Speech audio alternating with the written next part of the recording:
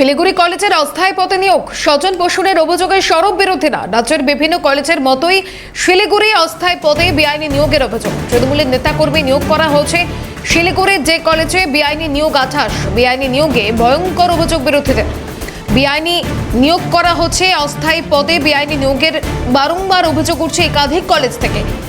South Calcutta law college থেকে শুরু করে কাকদ্বীপ কলেজ, এমনকি শিলিগুড়ির যে কলেজ সেখানেও স্বজন পোষণের অভিযোগে সরব বিরোধীরা। অস্থায়ী পদে বেআইনি নিয়োগের অভিযোগ, তৃণমূলের নেতাকর্মীদের নিয়োগ করা হচ্ছে। প্রিন্সিপাল কি জানাচ্ছেন এই বিষয়ে শোনাবো। এই প্রিন্সিপাল পদে আমি ছিলাম না। আমি যখন এখানে জয়েন করি তখন থেকে এদের কর্মরত অবস্থায় আমি দেখছি। তো কিভাবে কি রিক্রুটমেন্ট হয়েছে তো সেটা আগের যারা বোর্ডে ছিলেন তারা সুস্পষ্টভাবে বলতে পারবেন।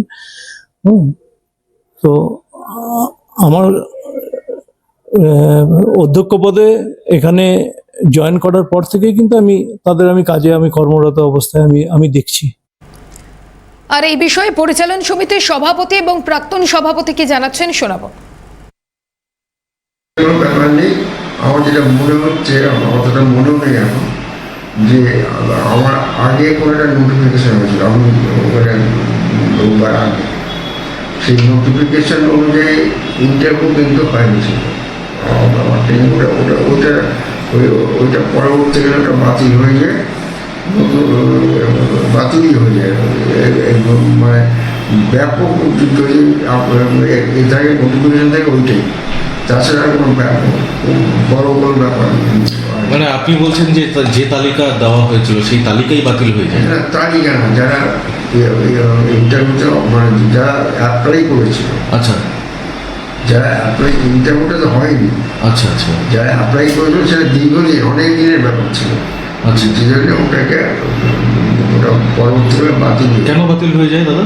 ও দীর্ঘদিন অনেক পুরনো। স্বাভাবিকভাবেই বলি যে স্কুল কলেজের রিক্রুটমেন্টের একটা নিয়ম আছে, এইটা কোনো পার্মানেন্ট পোস্ট ছিল না এইগুলো, এবং এটা টেম্পোরারি কন্ট্রাকচুয়াল বেসিস ছিল, এবং এটা যে কোনো সময় তাদের চাকরি স্যাক হতে পারে 1 মাসের নোটিশে। আর পুরোটা হচ্ছে নিয়ম মেনে হয়ে পেপারে অ্যাড দিয়ে হয়েছে, বাংলা ইংরাজি পেপারে অ্যাড দিয়ে হয়েছে, এবং সাথে সাথে ইন্টারভিউ বোর্ড তৈরি করেছেন প্রিন্সিপাল বা টিচার ইনচার্জ। তৈরি করার পরে সেখানে সব টিচাররাই সেই বোর্ডে ছিলেন। এই বিষয়ে বিজেপি জেলা সভাপতি কি জানিয়েছেন শোনাবো। সারা পশ্চিমবঙ্গের মতন শিলিগুড়িও বাদ নেই তৃণমূলের অবৈধ নিয়োগ, এবং সেই অবৈধ নিয়োগ থেকে ছাড় পায়নি আমাদের শিলিগুড়ি কলেজ। এবং শিলিগুড়ি কলেজের প্রায় 100% নিয়োগ, অস্থায়ী কর্মীদের যে নিয়োগ হয়েছে তা অবৈধ।